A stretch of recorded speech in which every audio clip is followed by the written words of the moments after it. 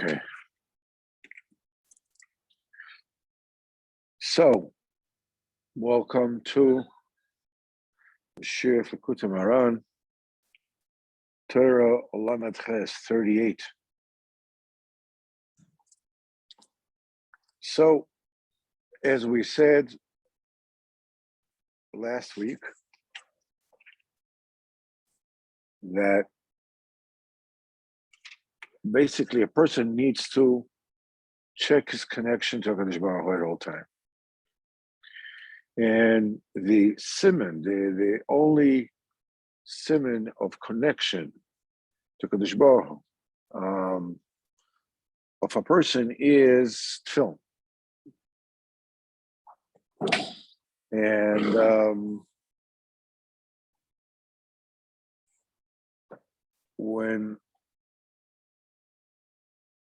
the thing is to get to a bechina of tefillin means that your moichin will be connected to HaKadosh Baruch Hu. You have to start from the bottom. And the bottom in this particular case, in all cases, is the malchus, is the dibur. We said it is the speech of a person that causes all the problems of a person, and specifically the tendency to find faults with everybody. That's called ketz kol basar. That particular klipa is the tendency to find whose fault it is. Most of the time in the relationship is, whose fault it is in our relationship. But it's also applicable to a person himself, within him and himself, to find himself always at fault. I mean, when a person is blamed by other people, the natural tendency is to protect oneself. You're attacking me, I'll attack you back.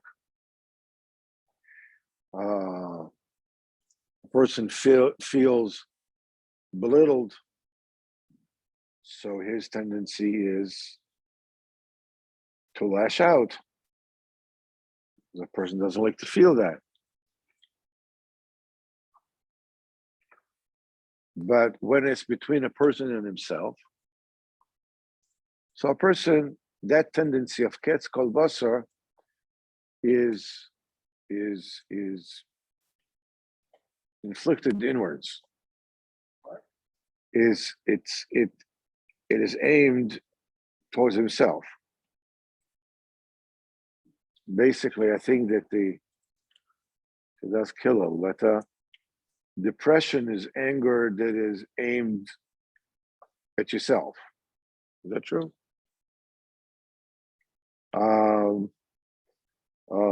Anger that is aimed outside, is aggression, whatever it is. But when it's aimed in you, when you're angry with yourself, it causes depression. But the main thing that needs to be done is for a person to fix this ketz kol basar, which we're going to learn. This one is Rabbi Weiss. Do you see me on the side? Do you see me straight?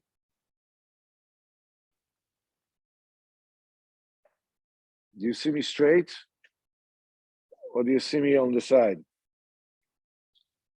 Rabbi Weiss. It's important for me to know. Can you hear me? I don't think they can see me. Hello? Yeah. Yeah. He sent you a link. Here. Yeah, no, he's here. Hello. He sees you. Yeah, you see me on the side, you see me straight. Moshe Ellis. I see you straight. Okay, that's fine. You can't see him? All right. Okay, just put Look in the email. yourself on mute. Okay. Well, now I see you Okay. perfectly. Okay. No. I sent the email. So much think- you gotta find it. I don't know what. I think I check sent the last email. one. I think I sent the email. If not, take a look. Not the one I sent you, the one that Roman sent. I don't know if I sent him the thing tonight. Take him to look at previous emails. Look at the other emails. you The got other from emails Roman. where it says Likutey Moharan Breast of Shul. It says in the other emails you got from him in the past.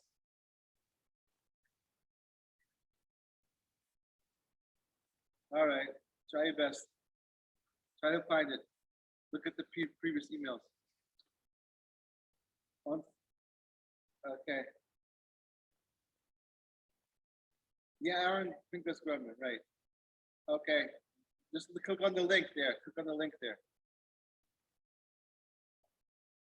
Okay. Okay. Bye. All right. So we said that every person needs to beat down this in of ketz kol basar, the tense of ketz kol basar, and when you take out the diburim that fell into ketz kol basar, then it's called vayakim sarla dmama. Then a person can have a peace of mind. In other words,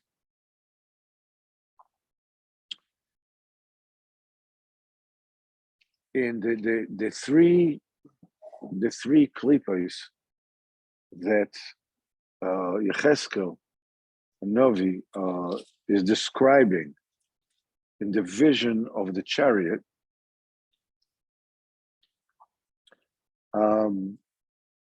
he mentions that the first thing that comes is Ruach Sa'ara, a storm wind.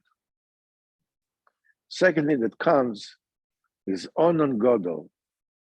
That's a great cloud, big cloud. And the third one is Esh Mislakachas. Esh Mislakachas, What do you mean it comes? the klipos, as you enter the Kedusha, the first thing that you meet are the klipot, and you have to go through the klipot to get to the Kedusha. Hmm? The text. You have to go through it. And you have three barriers. And these three barriers are represented by the three klipot that phenomena that Yecheskel Hanavi describes in the vision of the chariot. He says, the first thing is Ruach Sa'ara. The second thing is Onon Godol. And the third thing is Esh Mislakachas.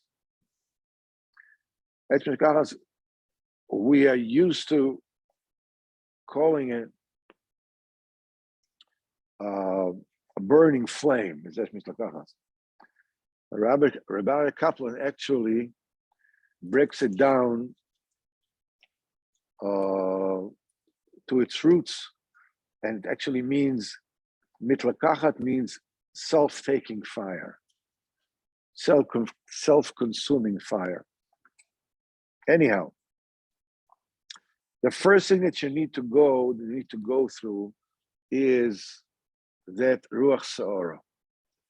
Because before a person is so preoccupied with the various things in his life, the various emotions in his life, he is not really able to get into the Kedusha. That's why the first level, as you go up, you have Nephesh, Ruach, Neshama, right? You're going up. So the first level is Nephesh. When you fix the Nephesh, you go up to Ruach. When you fix the Ruach, you go up to Neshama. Nephesh, when we say in the Kadosh Baruch Hu on Shabbos, Yom HaShvi'i, Shovas ve'inofash. Here, Nephesh is used as Menucha, which means that if you want to get ahead, if you want to get ahead in your avodas kedusha, the first thing you need to do is you need to quieten your nefesh. It's only when you vayakin sa'ora ledmama, you make a sa'ora, you bring it down to silence, that you can actually feel the ruach. Because when the storm wind is blowing, ruach is something that is much more edel, much more delicate than ruach sora. If you're sitting, let's say, by the riverbank, okay, it's a quiet afternoon, and there's no noise, you don't have any thoughts in your head, you can feel the wind blowing, soft breeze blowing on you. You're able to discern it. But if you're all agitated, it's a ruach sara, you can feel the more delicate messages, the more, of the ruach. The ultimate perfection of nefesh is menucha.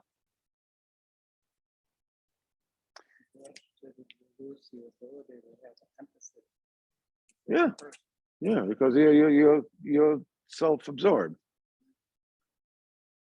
That's why it is the first thing that needs to be done is to get a menucha. That's what he says about Yisachar. Yisachar was the deepest London. He was the main London of all the Shvatim. He says, Bnei Yisachar Yoida Bino Leitim. They knew how to make the cheshbonos of the Levana, and about Yisachar, it says, Vaya menucha kitov, and he saw that menucha is good, but yet shichma lisbo, and he lent his shoulder to carry a yoke, to carry weight. Yet shichma lisbo. So there's a stira between. What does he say? He says he saw what is good, menucha. And what does he do? He says, okay, that he puts his shoulder to carry yoke, to work, which is the opposite of menucha. What's going on? Where's the logic here? The logic is that Yisachar was the deepest of all the Shvatim. He had a tistakop. He understood that a person needs to go through whatever he needs to go through in this world.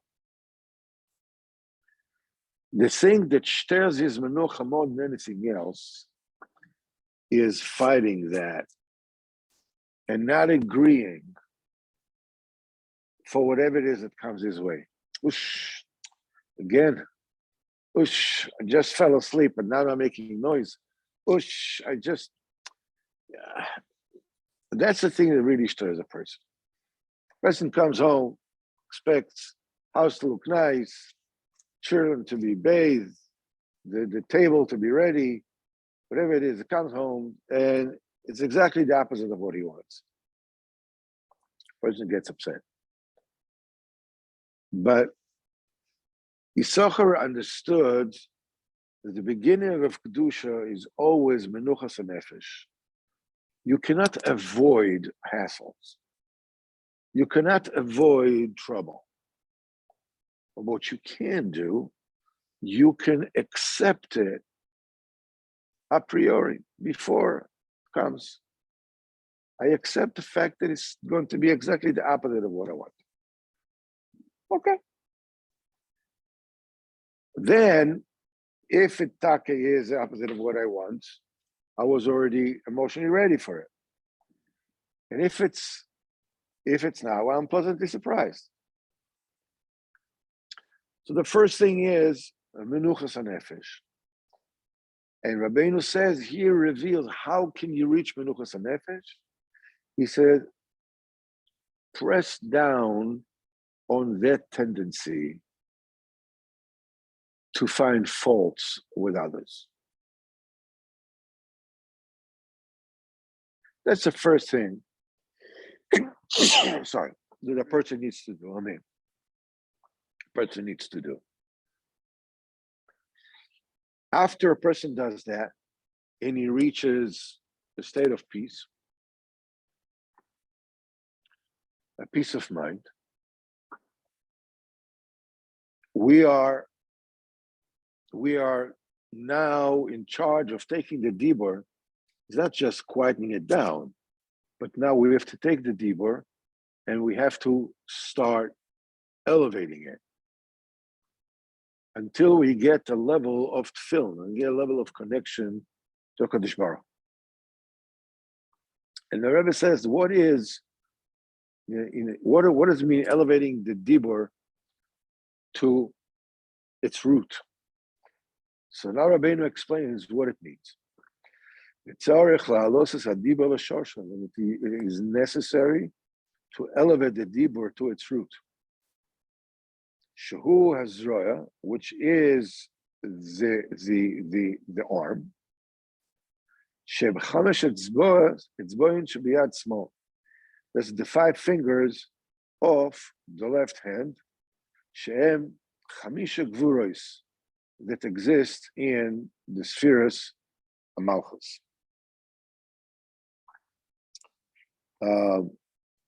He says the inner working of this is, as we'll say later on, that the Malchus gets up in the morning and it sits on the left arm of the person of the parts of the persona of Zer Anpin, and there,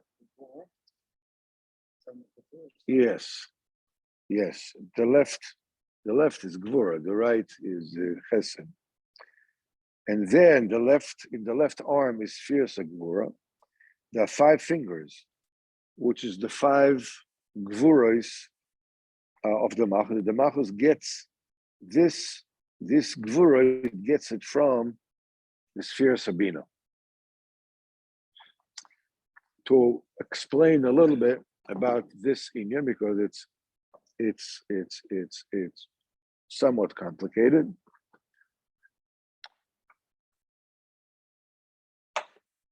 Every single thing that we manipulate, that we use, it's always with a combination of chesed, which gives you the energy, and gvura, which blocks the energy in a useful way. So the gvura is the left arm, or rather, and when the body itself is a muscle for the sphirot, so the head is the chokhmah bina das. Then you have the right arm, which is the chesed, the left arm, which is gvura, the body, which is tiferes, and the right leg is the netzach, and the left leg is hod, and osbis kodesh is yesod. The malchus is the makabel, person's wife, or whatever it is. Anyhow, be that as it may,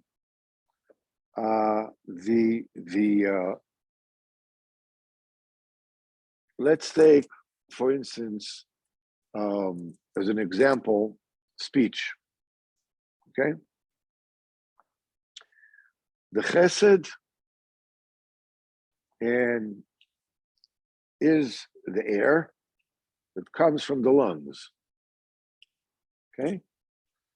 But the air that comes from the lungs in and on itself is not enough. It has to be wet, damp, and it has to be warm to be able to produce dibur. So you see here already a combination of chesed, which is the dampness, is water, right? And you have the heat, the warmth, which is gvuros. Okay? That cooks up the perfect raw material from which to make a dibur. Now, as it goes through the throat, there are 6 rings in the throat, cartilage strings in the throat, rings in the throat, because the throat is represents the persona of Zer Anpin, Chesed, Gvurah Tiferes Netzach Hod Yesod, and it comes out to the mouth. The mouth is the Malchus. Okay. Now, in the throat, the air, the hot, moist air, turns into something special called a voice. There's a sound, okay? But it's just a simple sound. It's undifferentiated. It's not broken to pieces. You can't understand anything just from the sound. You can say if a person is screaming that he's in distress, but you don't know details. Okay, so the voice of the sound as it comes from the gorin, the 6 rings of the gorin, ends up in the mouth.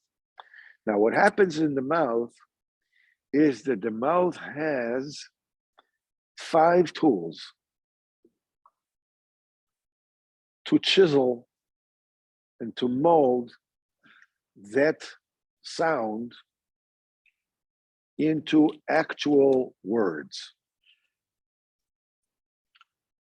You have the back of the throat, you have the roof of the mouth, you have the tongue, you have the lips, you have the teeth. Each one of them is a very specific way to block the natural flow of the sound coming out. So I could go, if the sound just goes out with nothing goes out, okay, it's undifferentiated. But the minute that I put an obstacle on the way and I force it to go through my teeth, it goes. And if I use the obstacle of my lips, it will, and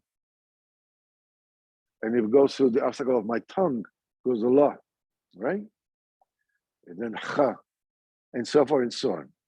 These are 5 different, it's called 5 gvuros of the Malchus. The 5 tools of the Malchus to stop the simple flow of sound, of energy, and to break it down into intelligible words through which I can actually transmit information and details. All right? The same thing, l'maisa, happens with the hand. The arm is a wonderful tool. But the arm, until the age of Noach, by the way, this is what we had in the car when we came here. Until the age of Noach, people didn't have fingers. They also had like club hands. Yes. When Noach was born, this is when, the 5 fingers were born. That's why when Noach came, it says, Ze Yenachamenu Mi'itzvon yadeinu, from the sadness of our hands. Because you can imagine how hard it is to manipulate a hand that has no fingers. Okay? The minute you have fingers, you can do a lot of things. You can do everything. You can cook, you can paint, you can play the violin, you can do a lot of different things. The 5 fingers corresponding to the 5 Hey Moshe Sapeh, specific tools to block the blunt force and to make it like the fine motor manipulation that the hand can do.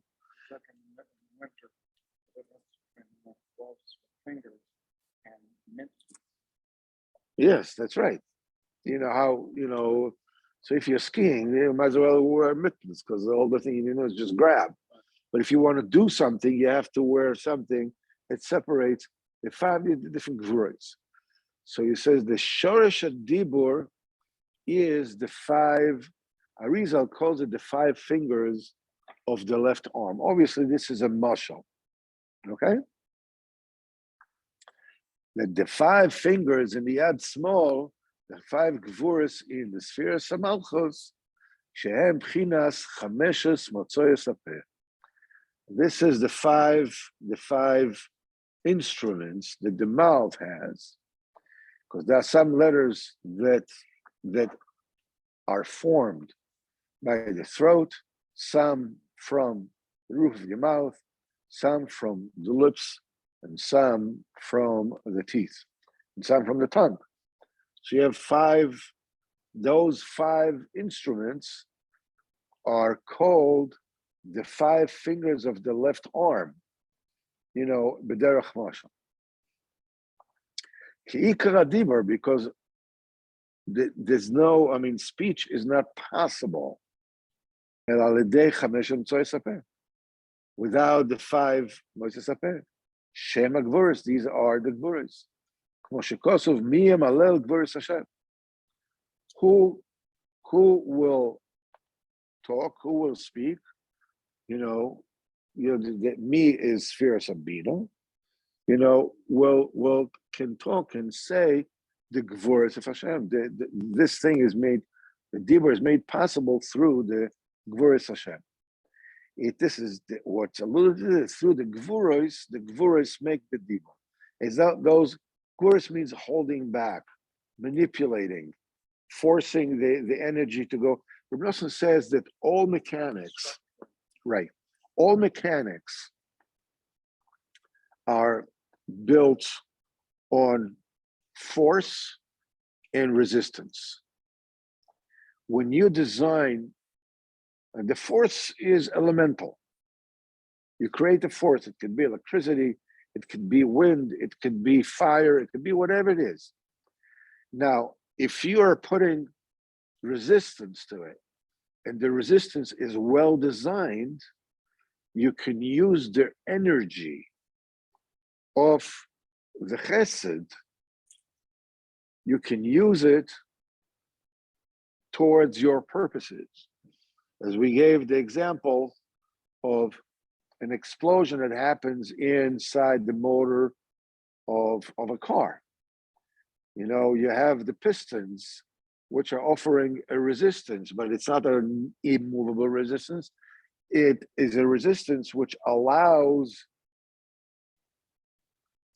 directs the energy that is produced by the explosion of the mixture of air and fuel in the cylinder.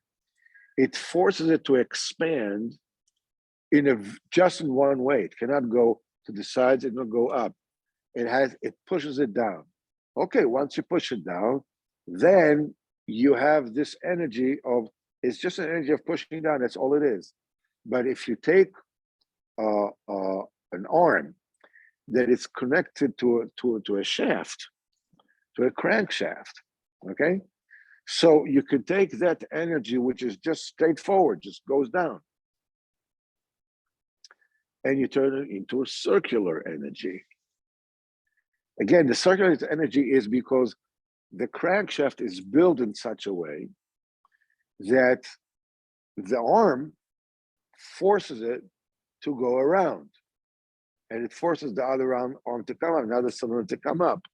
In other words, by very smart and careful structuring of the obstacles on the way of the linear energy, you can produce machinery that'll practically do anything. It can be a car that can drive, it can be a clock that a watch that works. Basically, everything is working, of a push and a hold back. This everything is built, and the speech also is built on that. The hold back is divided into 5. The 5 gvuros, like the dibur. Hey, matzosapeh. And it says, as it says, and as it says, like Yirmiyahu said, you should recognize that my words come from HaKadosh Baruch Hu, because everything that I say is hot as fire. This is no Hashem. This is the speech of Hashem. Fire is the ultimate gvura. Okay. So now you have to elevate the dibur. You have to bring it up.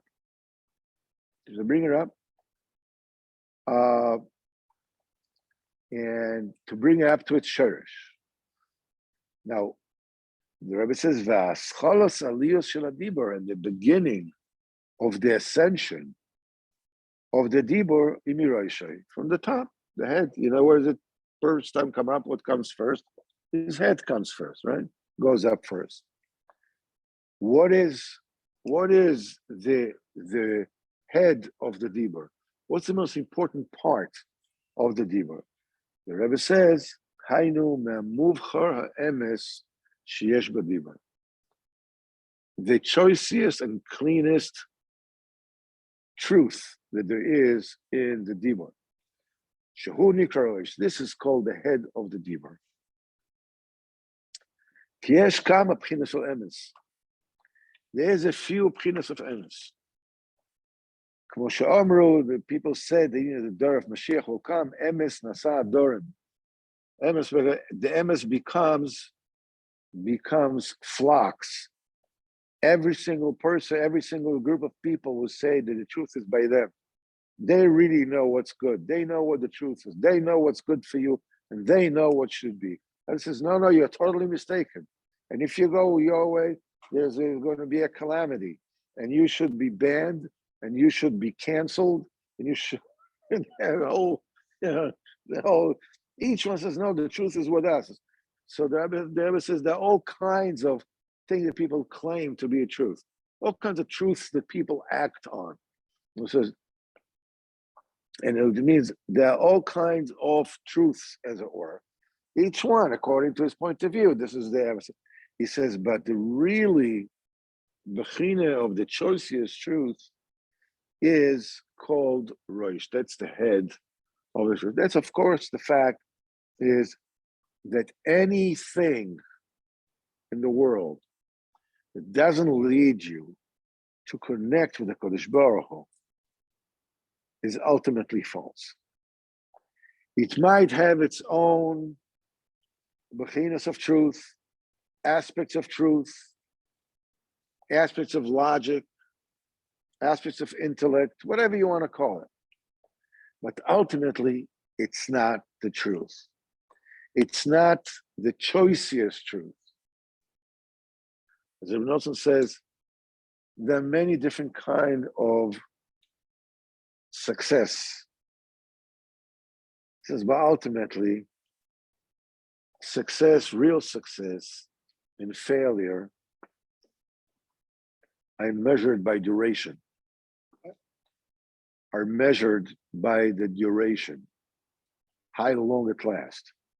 You can tell your boss exactly what you think of him. You succeeded, but that success is probably going to last only 5 minutes, because you'll find yourself out the door, and the door slammed behind you. So that's not much of a success. You can't replace me. As they say that the graveyards are full with irreplaceable people, right? Anyhow, a person can tell his wife what he thinks of her. We know how long that success lasts and how quickly that backfires. We can do all kinds of things, even if succeed in business.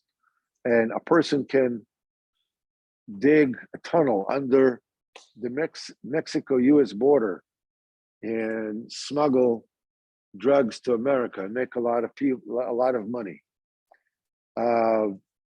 That success may last, I don't know how long it'll last, until his enemies, get the next one kills or whatever it is. I mean, success, even if he's successful in all his endeavors in this world, all the way until the day he dies, and he finishes with enough money to build himself a mausoleum that looks better than the White House, and he can buy himself a golden coffin. Yippee-doo. As the Russian says, the only real success is success that lasts forever. When you're connecting Kadosh Baruch Hu, you do what the Kadosh Baruch Hu wants you to do, you are zoicha to eternal success. The Russian says that's the only success. Anything else is not success. It's a temporary, it went, something went nice, something went, but the real success is a success that lasts forever. The real truth is the truth that gets you to where you ultimately need to get. Rosh Dvarcha Emes, the head of your davar of Dvarcha is Emes. There is a bechina of the dibur. The head of your dibur, the top of your dibur is called Rosh. When a person is zeicha to fix the dibur and to elevate it to its root, then he can speak before Hashem Yisbarach. Then he can actually talk to Kadosh Baruch Hu and really pour his heart out to him with koyach and gvura. And he speaks to Kadosh Baruch Hu with the choicest bechina of emes possible. Because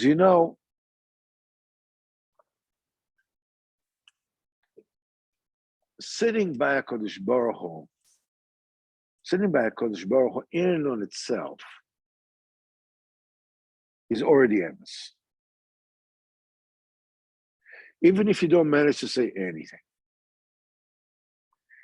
And then you can talk to Kadosh Baruch Hu with more heart, with less heart. You're more concentrated. You are less concentrated. Many times you feel that the only thing that you can be certain is the fact that you're so confused, you don't know what the heck is going on. And it's all emes. It's all bechinas, the enes naset adorim. These are all bechinas of truth. But the choicest truth is when it gets you finally to a point where you can actually talk to Kadosh Baruch Hu and pour your heart out to him and call out to him and cry to him and ask him to bring you close to him. This is the true, when the muvcha, the roish of the emes goes up. Tikodem tikunoi, before you managed to correct and rectify the truth, you existed in a state of where the Dibur Emes were fallen to the Kalipos. They fell to the floor. Latoshlach Emes Atzim. And you didn't have the ability to say any word of truth. Why? Because the storm wind confused you.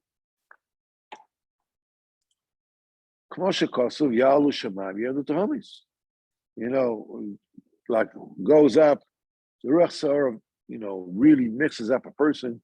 It's like a ship in the middle of the sea, goes up. Once it goes up, then it goes down, what it's called, the ship rolling, going up and down, and it's full of confusion. And when you fix that, then the confusion stops. As Chazal said, the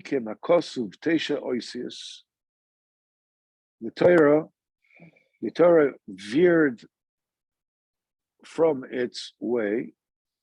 Teisha Osius, 9 letters. So not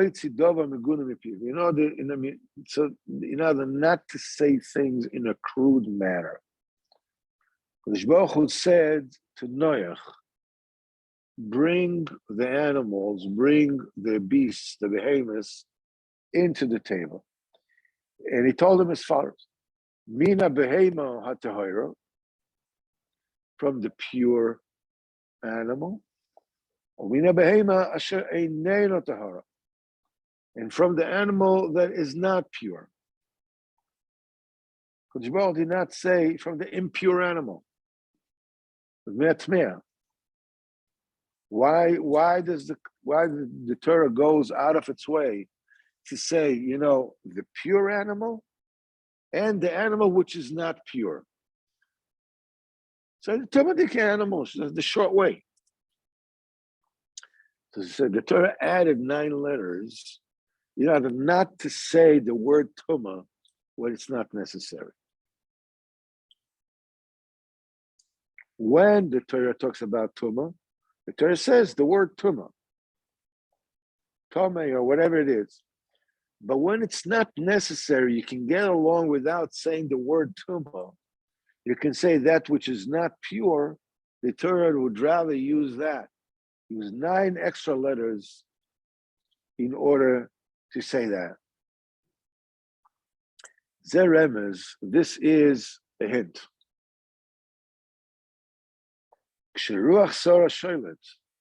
When the storm wind is in control, it's not possible to speak in a straightforward manner. Because the wind confuses him. That's why, and you have to, switch your way, twist your way. That's why the time of the Mobile, that's when the Kodesh Baruch Hu says, "Ketz called Basa Balafonai," right? Then the full flesh came before me. That's the time it happens. The Mobile, Behemoth, that was the time. It was the time that Ketz called Basa was Ruach Sa'ara, was reigning supreme, as it were. So the Kosov twisted 9 different letters to go around, because you can't talk straight during time like that, and you have to switch the way.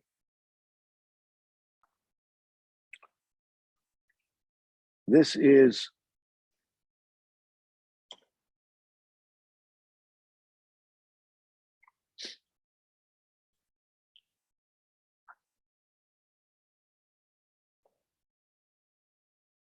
one of the important things that a person needs to know about Dibur Emes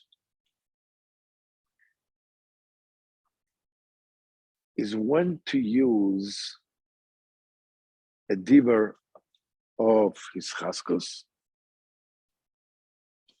and when to use a Dibur of his serious, his chaskos, strengthening. and when to use a dibur fisayrus. Dibur fisayrus, the dibur is saying, listen, you know what the tachlis is. We all know that life ends. The only thing we don't know is when it's going to happen. Avraham Nachman says that we are like a condemned person who is in the carriage being taken to the gallows to be hung. And the only thing that we don't know, the only thing we just suffer is how long the trip is going to be. So a person can find himself in a place in his life, forget about it, doesn't care, whatever it is, everything is fine, everything is dead, everything's going to be okay. Let me go, let me enjoy a little bit, let me do this, let me do that, whatever. You know, deserve a little downtime, you know, and this, it's so forth and so whatever. So at that time, he needs a dibur of fisayrus. The Yoo-hoo, hello, no? Wake up. On the other hand, there are times where a person needs exactly the opposite. When a person is aware of what the tachlis is, and he's fighting his way towards that, and he is facing difficulties, as we learn in Tzorech Hafei, the klipas come, bilbulim come, dimyonis come, all kinds of things come his way and confuse him. To tell him, hey, what's wrong with you? Get up, get moving. You basically cut his head off. Actually, it's not, in my words, Nosson said that. He says you have to think very carefully before you speak to a person. Because if a person needs Isairus, and you speak to him at Dibur V'Yischaskas, it's okay. Baruch Hu loves you the way you are. When you killed him. And forget, when a person needs Yischaskas, it's okay, because Baruch Hu loves you the way you are. You're going through a hard time. To come to him and start saying, you know, there's an end, and this, and above, and that, you cut his head off. You killed him completely. It says you have to be very careful who to speak to and how to speak to that person. You know, we have Alim Etrufa of Reb Nosson. These are the letters that he wrote to his son. He wrote letters to many others. He wrote letters to Reb Naftali. If we had, Alim Etrufa is just the letters that he wrote to his son. We don't have the letters that he wrote to Reb Naftali and to the rest of the, you know, the big Talmidim of Rabbeinu. If we had those letters, there would be a very, very different Alim Etrufa. We have in Alim Etrufa that we have, there's a diburim of a father speaking to a son. They wrote on a particular level. Yeah. Yes, it's not only it's a different kind of thing because his son needed different kind of diburim, and it's not obviously it's not stam that the Kodesh Baruch Hu made it so that these are the diburim that actually remained with us. We don't have the other letters that Reb Nosson wrote to all the other people. We only have the diburim that Reb Nosson wrote to his son. Because in that respect, we are all Reb Nosson's sons. So ultimate truthful is, they say that ultimate is vitamins. You take your vitamins every day. It's not just being a role model. He's settling him down. When his son cries out how far I am from HaKadosh Baruch Hu, and how low I am, and how far I am from the true Avodah. So he writes it down. He says, listen, you're protesting too much. just relax. No, it's not to do with Nosson himself. This is Reb Nosson speaking to his son. Reb Nosson did not let up for a second. There wasn't just one Reb Nosson. You have the Reb Nosson, the merciful, smart, wise, sympathetic father in Olam Nechufa. You have the even keel Reb Nosson that writes Likutey Moharan.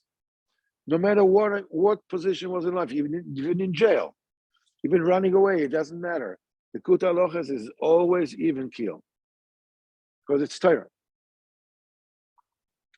Then you have Reb Nosson of Likutey Tfilis, which is broken heart from beginning to end. And Reb Nosson say where he was besimcha all day long, at kedei kach that his face was red from simcha. So the Misnagim, of course, said that he's drunk. Reb Nosson, there was Reb Nosson when he was davening, Reb Nosson when he was learning, Reb Nosson when he was writing. Reb Nosson did not stop. He was everything that was necessary. Everything that was demanded from him, this is what he gave. But it is the Kadosh Baruch Hu that, Kadosh Baruch Hu has left us the letters only those that he wrote his son. Because these are the kind of diburim that we need. He doesn't let him get away, with when he needs the Sairus, he gives him Sairus. When he needs Musar, he gives him Musar. But it's always done in a way that brings into account the need of somebody who is not a gibor, somebody like Reb Nosson, somebody like the great Talmidim of Rabbeinu. He's just, Baruch Hashem is a Yid, is a tzaddik. Obviously, if he would have been alive today, he would, without any doubt, be the greatest tzaddik in this generation, bevadai, very easily, and many generations before. But compared to the generation that he lived, which is Reb Nosson, the Balatanya, Berditchev, you're talking about, these huge, gargantuan tzaddikim. He was basically, El Chayid. It was just a pashta El Chayid.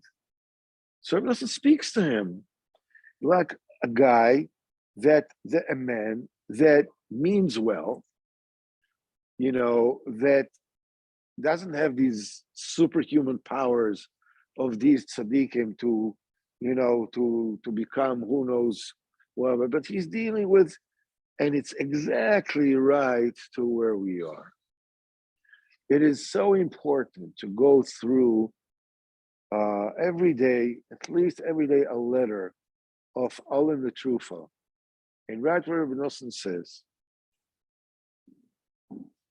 there are a lot of different things that you can learn about Reb Nosson from Olam Nechufa, but mainly, the injections of vitamins that every person is going through. What do you need to pay attention to? Because when you speak to Kadosh Baruch Hu, inevitably you're coming confused by the Ruach Sa'ara. We all go through whatever we go through. And we are coming and we don't know what to say. That's why Reb Nosson says, it is very good when you come to his Veidus to start these Veidus just being quiet. Wait for the Dibur to come to you. Well, if I'm being quiet, what am I supposed to do? My thought will wander. Now we'll be all over the place. Well, good thing is to think about myself, where I'm holding, what's my position in life, what's going well, what's not going well, and just wait. Then, first of all, Yaakov Sa'ar L'Dmama. Start with, and then you ask Kadosh Baruch Hu if you can please give you some diburim. And you can start with the diburim that says, because you're supposed to start with the spitz of the truth. Damn it. Usually the spitz of the truth is that you don't know what the truth is. You have no idea what the truth is. So that's the truth. So you start with that. This is how it goes. You start with that. Very important to have a friend. You can tell him what's going on with you. To have a Rav that can set you straight.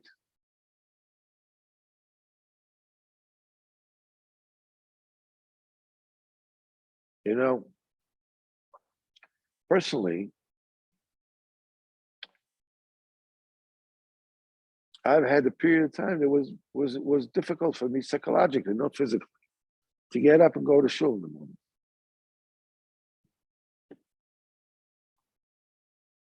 And I felt very bad. Obviously, my wife felt also very bad about it. And, how can you be better? Get up and move and this and this. And I was able just to get up, say my brachas, Birkas HaTorah, say Kreshma, and then I would fall back to bed, including Shabbos. And I spoke to my Rav about it. So you're going back to sleep? He says, yeah. He says, very good. What do you mean, very good? That's what you can do. He says, but you should, say Krishma on time. I says, I do. I go, good. So you're doing according to Allah. Very good. He picked up where I was. So what's going to come out if he says, okay, you're doing badly? What? You think I don't know that I'm doing badly? You think I don't know that I should be in shul? I don't need anybody to tell me, hey, you should be in shul. I'm telling this to myself. His chachma was to tell me, okay, you're doing well. Very good. It's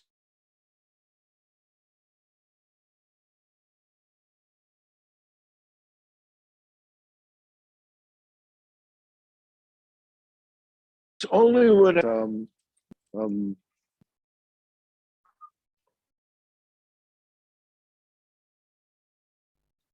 when I stop with self-recrimination, I'm able to first of all accept myself where I am,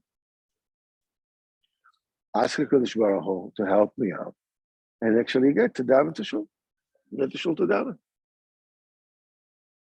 Because usually, when you beat yourself up, it has the opposite effect of self-acceptance.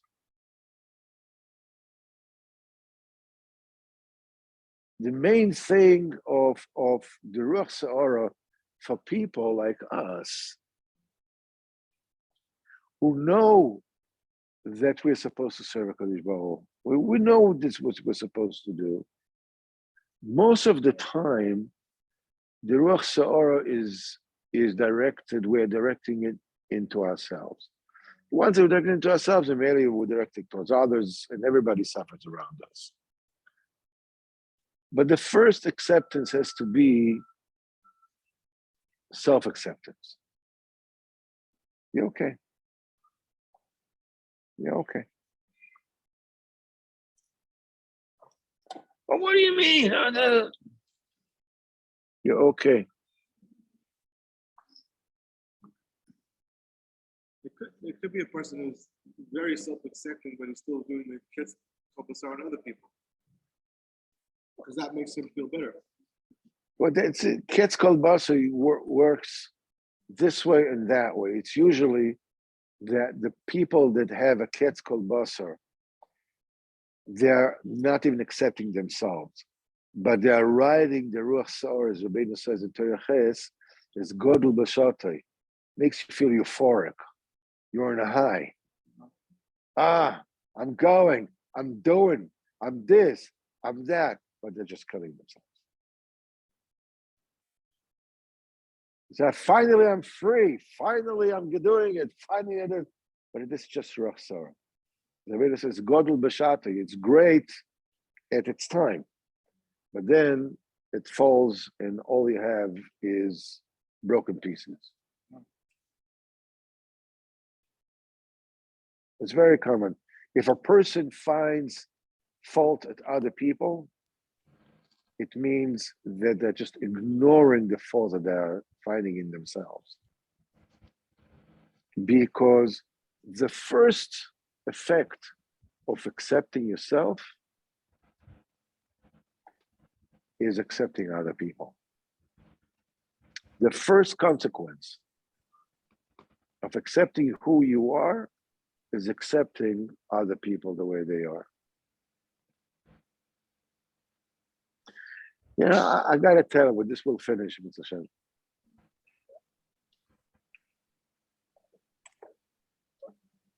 My daughter was here from America for quite a long time. And she stayed by me. She stayed by me. She ate by me. You know, she drove the car. Basically, it became her car. You know, it's just like and every single penny that she spent for stuff for the household, she made sure that we paid her back. And I was just watching it. I didn't say anything, but I was just watching it. And I just couldn't believe it. I mean, everything that she got was taken for granted. What do you mean? I'm a kid. Anything that she gave to us had to be paid back to the penny. You know, it's like, what do you mean?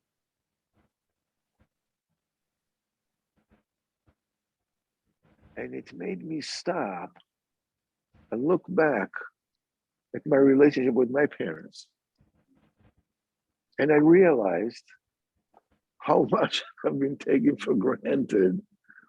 All the stuff that my parents gave me, and everything that everything that my life was full, my story was just full with complaints of everything, of every perceived slight, insult, deprivation, hurt, whatever it is that I did not get or did get. But what about all the good stuff I got from them? That's coming to me, you know, it's, you know, and from my daughter, I started looking back at my parents and I said, just check out what you got from them. And it made my life so much easier. Suddenly, the things that were making me miserable about my childhood, about my this and about my that, suddenly were equalized. What about all the good stuff that I got? I mean, what I want from my parents? Where they didn't give me the best they could. I'm talking about somebody who has a psychopath or a parent. I'm talking about normal people. You know, normal people. What? You know, my parents did not go through loneliness. They didn't go through, you know, through their own pains from their own parents, whatever it is. They did the best they could. And look at all the good stuff that my wife, if you can please just mute yourself, please. Sorry. Okay.